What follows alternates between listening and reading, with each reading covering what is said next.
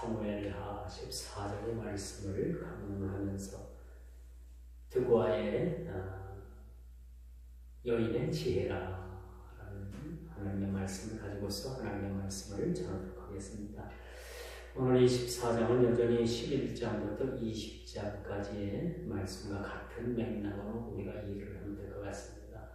11장부터 20장이 무슨 말씀이냐는 다윗이 우리아의 아내인 밧세바를 불법적으로 그렇게 강제로 빼앗아서 하나님 앞에 범죄함으로 인해서 그 죄로 인해서 하나님께서 죄를 물으셨는데 그 다윗 집안에 칼이 그렇게 떠나지 아니할 것이다 라는 하나님의 그런 심판의 일환이라고 볼 수가 있겠죠. 그래서 11장부터 20장까지는 무조건 다윗이 하나님 앞에 범죄한 이후로 벌어지는 그런 사건이라고 우리가 생각을 하면 오늘 본문을 이해하는데 좀 더 쉽게 우리가 본문 말씀을 접근할 수가 있죠. 자, 그저 오늘 14장은 3년이라는 세월 속에서 다윗의 아들인 압살롬과 다윗이 화해를 어떻게든지 좀 해야 되는데 압살롬이 왕자의 난을 13장에 보니까 왕자의 난을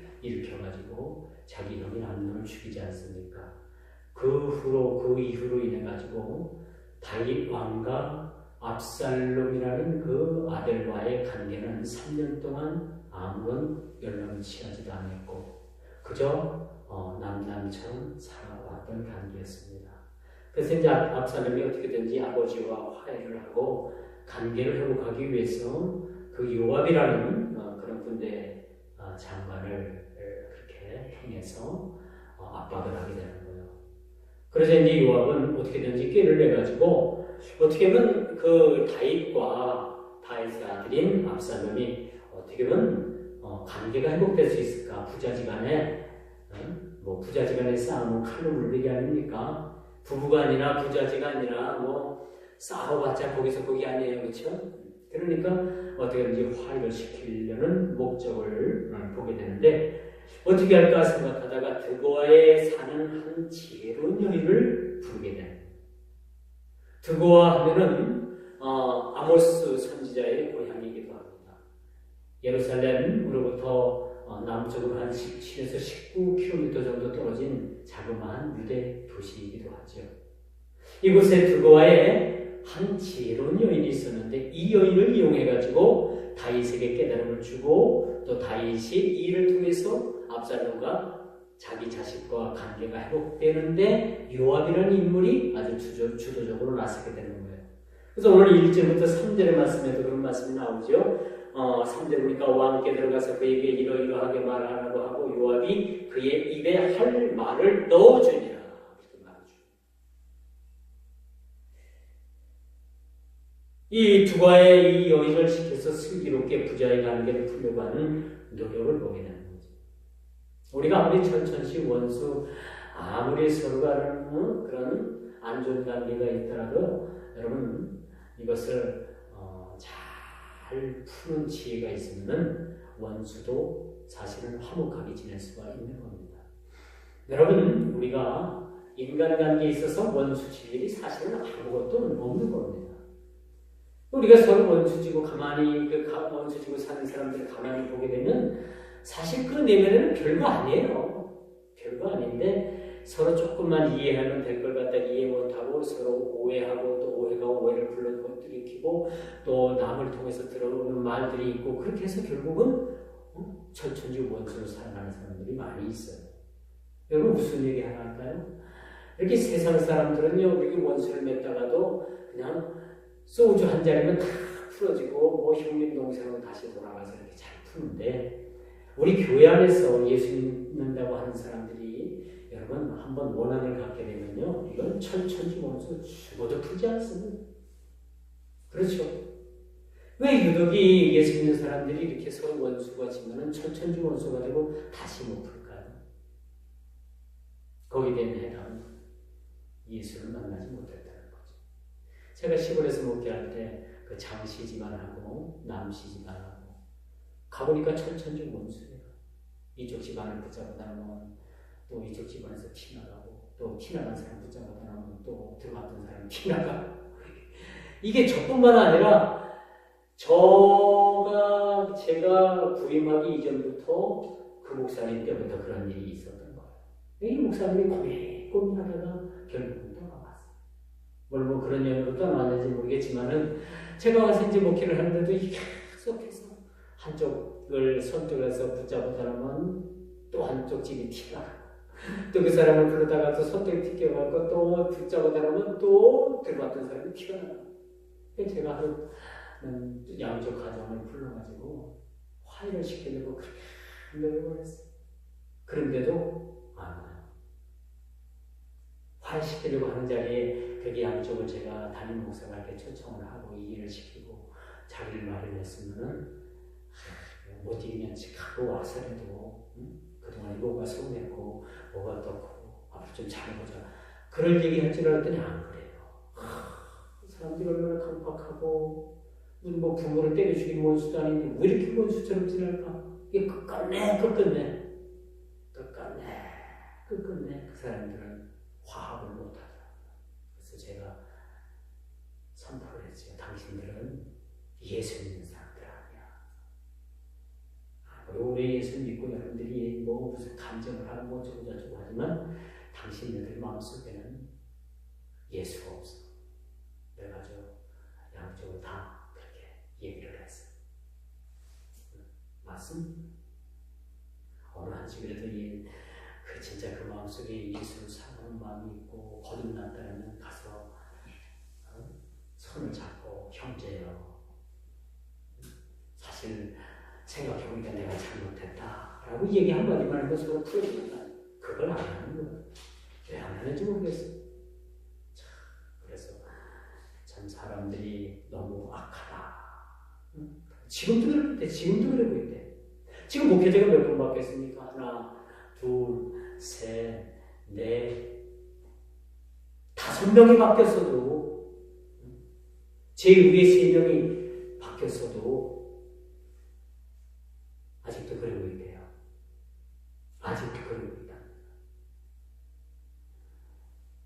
이쯤 되면요, 여러분, 예수님도 용서 안 하십니다.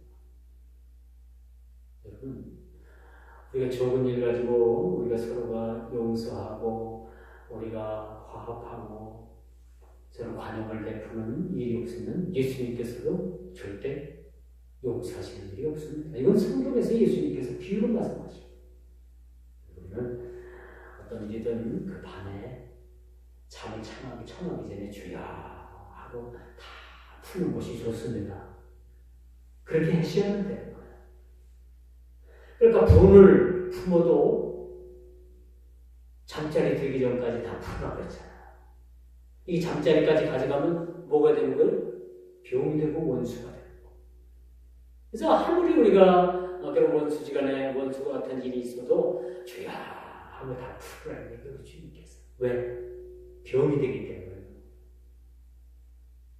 그것을 마귀가 틈타기 때문에. 마귀가 틈타.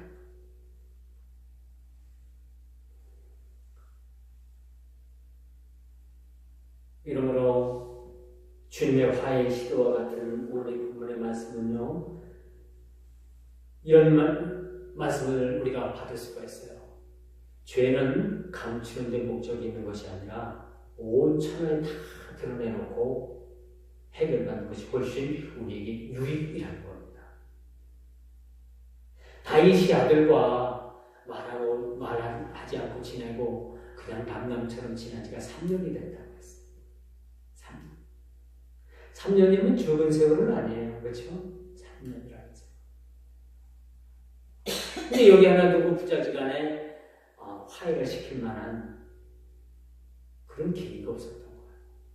그래서 요압이라는 이 군장을 통해서 드고아에 아주 지혜로운 여인이 있었는데 이 여인을 불러다가 다윗 앞에 세우고 여차여차해서 여차여차였습니다. 그러니까 다윗이 그 얘기를 듣고 나서 용서해야 되지 않겠느냐, 그 하나밖에 남지 않은 아들을 지켜야 되지 않겠느냐, 그렇게 얘기를 하는 건데 그걸 그 누굴 비유해서 얘기했느냐? 그 자식 압살롬을 비유해서 그렇게 이 여인이 얘기했던 거예요.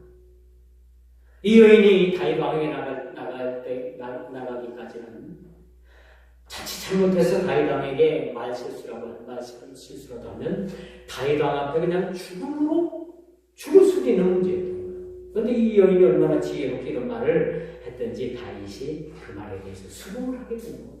그리고 바로 깨닫게 되죠. 당신 입에 이 말을 넣은 사람이 누구냐? 요압 아니냐 했더니 맞다. 이제 그런 일로 인해 가지고 다윗이 자기 자식인 압살롬과 화해를 그렇게 청하는 모습을 우리가 봅니다. 그래서 여러분, 원수로 지내는 것보다 화해를 모색하는 것이 훨씬 더 우리에게 유익입니다. 원수처럼 지내고 살면 당장 그 꼴은 안 볼 것 같죠. 그렇죠? 당장 그 꼴은 안 봐서 편한 것 같죠. 그런데 그게 아니라는 얘기죠. 원수로 지내는 것보다 화해를 모색하고 서로 관용하고 용납하는 것이 훨씬 더 예수 믿는 사람들답게 보인다는 거죠. 우리 주님도요, 용서와 관용을 베푸셨습니다. 용서 못할 용서를 해주신 분이 바로 예수님이신 거예요. 예수님께서도 이처럼 용서받지 못할 그 죄인들을 위해서 용서해 주셨는데 우리 인간관계에 있어서 우리 용서하지 못할 일이 어디 있겠는가라는 말씀을 드려볼 수가 있습니다. 요즘 미국과 북한이 비핵화 문제를 서로 다투죠. 신경전을 쓰는 것 같아요. 미국 대통령이 이제 김정은을 안 만나준다 했다가 내년 1월이나 2월달에 또 만나준다고 하잖아요. 그래서 이 서로 이렇게 줄다리기를 하는 것 같아요.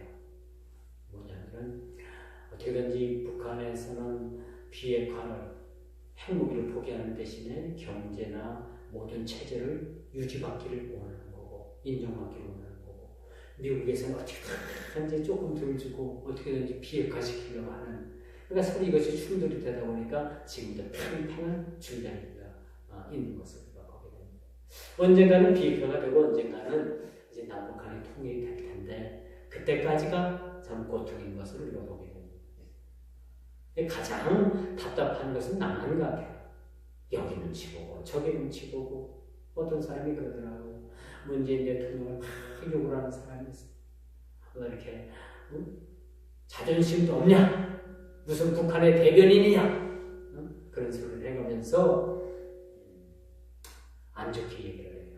왜냐면 우리나라는 그럴 수밖에 없어요. 왜? 어느 한쪽이든지 빨리 그 풀어가지고 비핵화가 되고 북한도 좀 잘 사는 나라가 되는 것이 우리 모두가 바람 아닙니까? 근데 어떤 사람들은 북한이 그냥 쫄딱 망해야 된다 그런 얘기를 하는 사람이 있어요. 그런데 우리 예수 믿는 사람들은 그렇게 생각할 필요는 없어요. 북한도 우리가 똑같은 한민족이었던 거예요. 그들도 잘 살고 우리도 잘 살고 그렇게 해서 남북한이 통일이 돼도 서로 부담이 없는 그런 하나의 나라를 만들어가야 되는 거 아닙니까? 그런데 북한은 망해야 된다. 그런 논리는 좀 맞지 않는다고 생각해요. 물론 북한이 우리나라한테 잘못한 것이 많죠. 6.25 동란도 일으켰죠. 심심해서는 우리나라에 대해서 엄청난 그런 손해를 입혔죠. 그런 걸 생각하면 그럴만하지만 그래도 성경은 내 원수를 사랑하라고 이렇게 말씀합니다. 여러분 원수를 사랑하는 거 여러분 우리가 가장 쉬운 것부터 이렇게 실천을 해야 돼요. 사실은 가장 쉬운 것부터 실천을 해서 우리가 가장 어렵다고 하는 것까지도 우리가 내려놓는 것이 원수를 사랑하는 거예요. 이번 주일날 설교를 듣고 제 사이가 큰 충격을 받고 돌아갔어요. 그저 예수 믿는 복받고 기도 열심히 하면 하나님께서 들어주시고 또 우리의 소원을 들어주시고 물론 맞는 얘기지만 그게 진짜 다 복음은 아니라는 얘기죠. 그렇죠? 그래서 충격을 받고 돌아가면서 뭐가 뭔지 좀 헷갈린다. 그래서 제가 열심히 가서 고민 좀 해보시게 열심히 가서 기도도 해보고 열심히 고민도 아주 한번 해보고 답을 얻어보시게 아무데나 그렇게 해서 보냈습니다. 복음이라는 것은 여러분 우리가 하나님의 영생을 복을 받고 이미 예수를 믿는 그 자체가 복인 겁니다. 예수를 믿고 구원받았다는 데가 이미 복인데 우리는 자꾸 어디로 가려고 해요? 자꾸 어떤 세상적인 복, 물질의 복, 건강의 복, 자녀의 복, 어떤 그 사업의 복, 그런 쪽만 전부 다 복으로만 생각하니까 우리가 복음에 대해서 잘못 이해가 가죠. 잘못 그렇게 우리가 가르쳤고 잘못 받아들일 때문이죠. 이런 것들은 우리가 마땅히 복음이라는 건 진정 복음이라는 것은 주님과 함께 동행하는 삶을 얘기해주는 거예요. 이미 예수를 믿었다는 것 자체가 우리에겐 복입니다. 더 이상 복은 없는 거예요. 그렇죠? 우리가 이 땅에서 삶을 얼마나 살겠어요? 여러분 이 땅에서 많은 물질의 복을 받는다고 하더라도 이러면 하루 세 끼 먹는 건 똑같은 거예요. 뭐 더 특별히 잘 먹는데야 뭘 그렇게 잘 먹겠습니까? 하루 세 끼 먹는 건 마찬가지겠죠. 이걸 우리가 진정한 복이라고 얘기를 하진 않잖아요. 그렇죠? 대책도 없이 우리가 오래 사는 거 여러분 이게 복이라고 생각합니까? 절대 그렇지 않습니다. 예수를 믿고 구원받은 사람이 이 땅에서 오래 장수의 복을 누리는 것도 참 진정한 복이지만은 우리가 이 땅에서 하루하루의 저주적인 삶을 사는 사람들이 이 땅에서 오래 산다고 해서 그것이 복이냐? 절대 그렇지 않다는 얘기죠.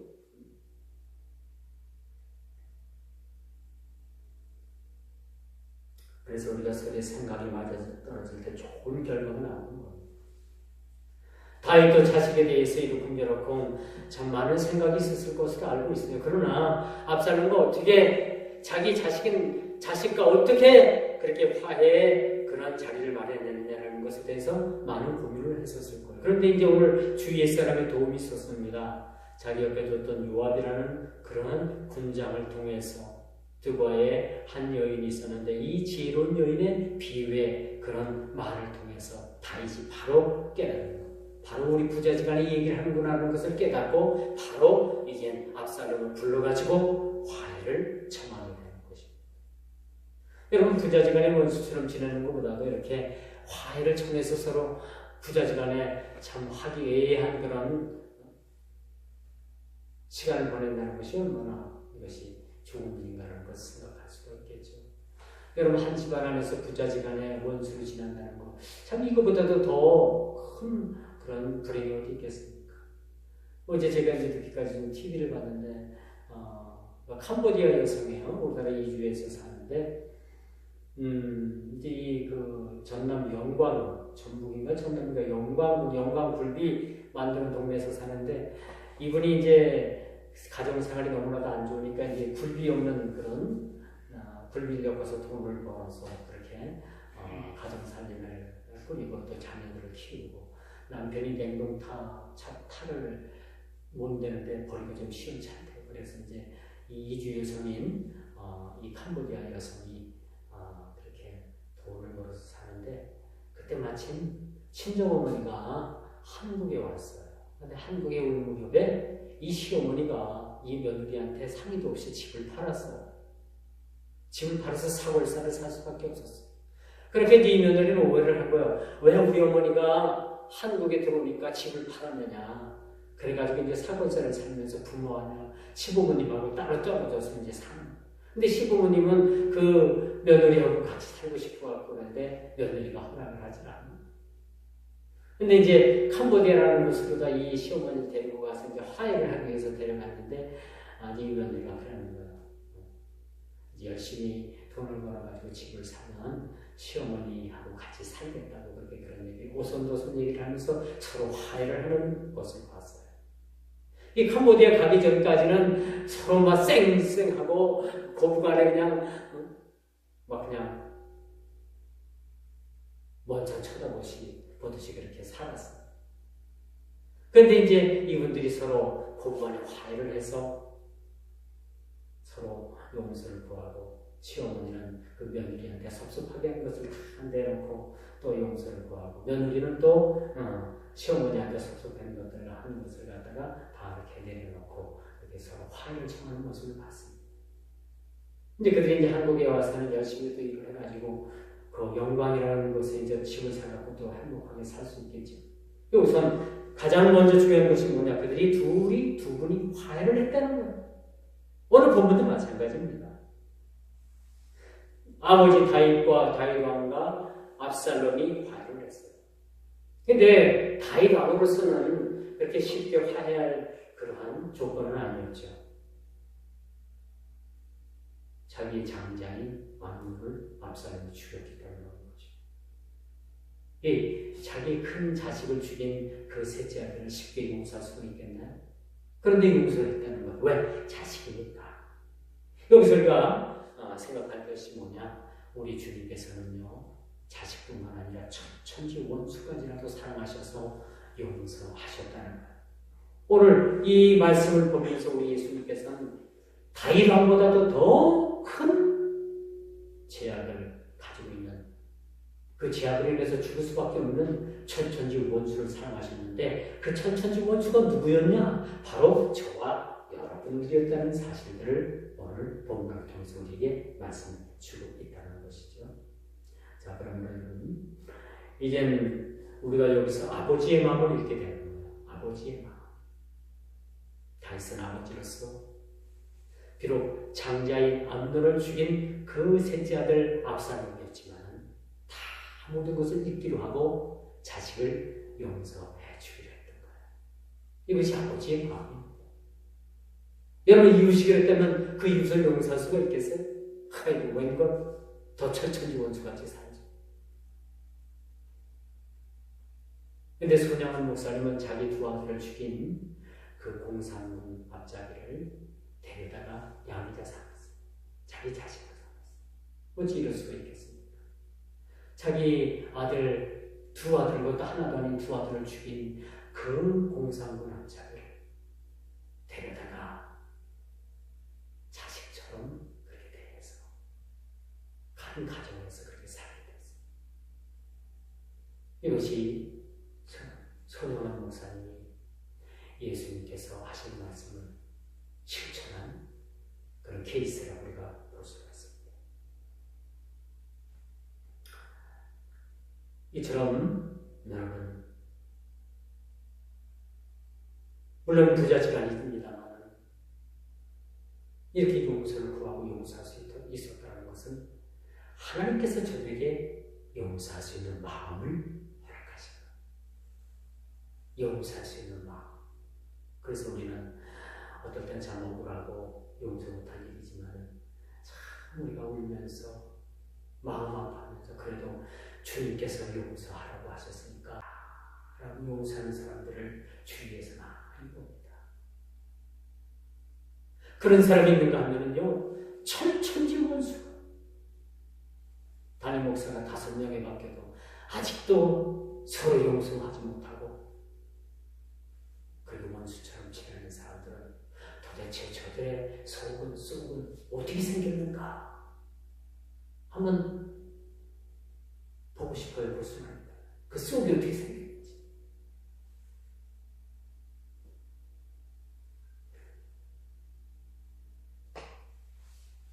그래서 여러분, 오늘 이렇게 화해를 청할 수 있었던 아주 결정적인 역할을 했던 한 여인이 있었습니다. 이 여인이 지혜롭게 처신하는 모습에서 그리스도인들은 어떤 상황이든지 순간순간의 일에 대처하는 기지와 여유가 사실 필요하다.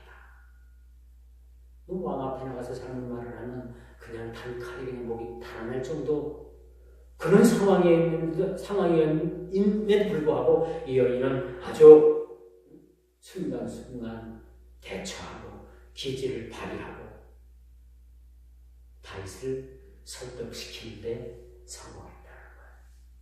그녀는 권세자 앞에서 떨거나 서툴게 하지 않고 매우 지혜롭게 처신했다. 그래서 우리는 이 드고아의 여인처럼 우리는 늘 지혜로운 삶이 우리에게 사실 필요하다. 지혜가 없다면? 그럼 하나님 앞에 지혜를 구하면 될 거 아닙니까? 솔로몬이 하나님 앞에 1000번째를 드리고 나서 하룻밤 꿈을 꾸는데 하나님께서 나타나셔서 얘야, 내가 너에게 뭘 줄고 금도끼를 줄까 은도끼를 줄까?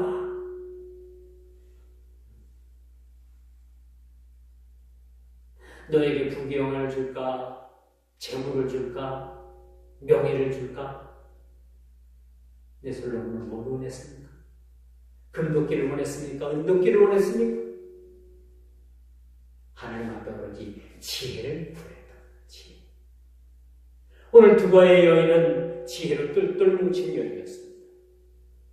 그러고 다이방 앞에 나갈 때 떨리는 마음이 되지 않았겠습니까? 두려운 마음도 생겼습니다. 까딱 입을 잘못 열렸다간 그도 지도새도 모르게 죽을 수도 있는 상황이 아닙니다. 하나님 앞에 지혜를 구하고 나간 거죠. 말을 잘못했다가 죽음의 처지에 내몰릴 수 있다는 긴장감이 그에게 없었던 것이 아니에요. 마치 에스더 왕비가 자기 조국 유다를 구하기 위해서 죽으면 죽으리다라는 그러한 마음을 가지고 주님 앞에 나갔을 때, 왕 앞에 나갔을 때 하나님께서는 그를 살려주셨을 뿐만 아니라 온 이스라엘 백성들을 죽음에서 구원해 주셨다는 사실입니다. 이 말씀에 결론을 맺을게요. 세상 권력 앞에 섰을 때 마치 그것을 나를 향해 몰려오는 거대한 만몬으로 우리가 만몬과 같은 그런 세력을 우리가 느낄 수도 있지만 우리는 결국 두려워할 필요가 없답니다. 아무리 세상의 거대한 세력이 우리를 삼키려고 큰 파도처럼 우리를 덮치는 그 순간까지도 우리는 두려워할 것이 아니라 주님 앞에 이 위기를 어떻게 하면 우리가 넘어갈 수 있겠습니까? 라고 그 지혜의 기도를 우리가 하나님께 드릴 필요가 있다는 거죠. 그렇지 않겠습니까? 이거 어떻게 할까? 오합지졸이 되고 혼비백산하면요 주님께서도 도울 방법이 없는 거예요. 그렇지 않겠습니까? 여러분, 이 나라가 6.25 동란을 겪으면서 이제 다 빼앗기고 부산, 낙동강 그 이후에 대구까지 다 빼앗기고 그 부산 일부만 남지 않았습니까? 그럴 때 유엔군이 우리나라를 보호하기 위해서 들어오게 되는 거예요. 이거 다 하나님의 섭리입니다.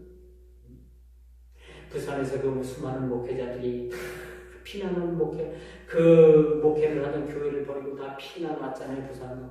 거기서 목사님들이, 장로님들이 한 자리에 모여서 기도회를 결성해서 기도하기 시작했어요. 그러니까 유엔에서 16개국에서 우리나라를 도우러 이 땅에 온 겁니다. 그런데 부산마저도 빼앗겼으면 더 이상 전쟁을 할 수 없는 거예요. 일부 땅이라도 남았기 때문에 그걸 교두로 삼아서 유엔군들이 들어와서 하나님의 섭리 가운데 우리나라를 지켜줄 수가 있었던 거예요, 사실. 또 누가 들으면은, 이거 뭐가 그러냐고. 유엔군이 전적으로 도와서 이 나라가 다시 나라를 수복할 수 있다고 그렇게 말을 할 수 있겠지만, 더 큰 틀에서 보면요, 하나님의 섭리가 있었다. 하나님께서 이 땅을 불쌍히 여기시고, 그리고 기도하는 백성들을 불쌍히 보이시고, 만일 다윗 왕에게 두바의 여인의 그 말이 왕의 분노거리가 되었다면 이 여인의 생명은 보장받을 수가 없었을 겁니다. 그렇지만 이 여인은 죽음을 무릅쓰고 다윗 왕 앞에 나갔던 겁니다. 이 여인이 지혜가 있었다고 했는데 순전히 자기 지혜가 아니라 순간순간에 주시는 하나님의 지혜를 가지고 하나님 앞에 나갔을 겁니다. 물론 요압이 그 입에 이러이러한 말 저러저러한 말 그런 말을 집어넣어줬다고 했는데 그 역시나 그것도 하나님께서 주신 말씀이라는 사실을 우리가 보게 되는 거죠.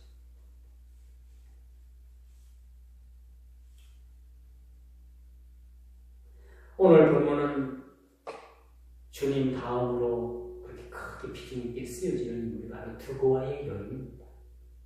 오늘 본문의 주인공은 다윗도 아니고 압살롬도 아니고 요압도 아니에요. 예수님 다음으로 누가 주인공이냐? 오늘 두고와의 여인. 이 캐릭터, 이 여인이 사실은 예수님 다음으로 주인공이라는 사실이죠. 이렇게 그는 참 지혜롭게 하나님 앞에 한 가족이 화해할 수 있는 자리까지 글을 쓰셨다는 것. 여러분 묻습니다. 여러분들도 지금 쓰임받고 있습니까?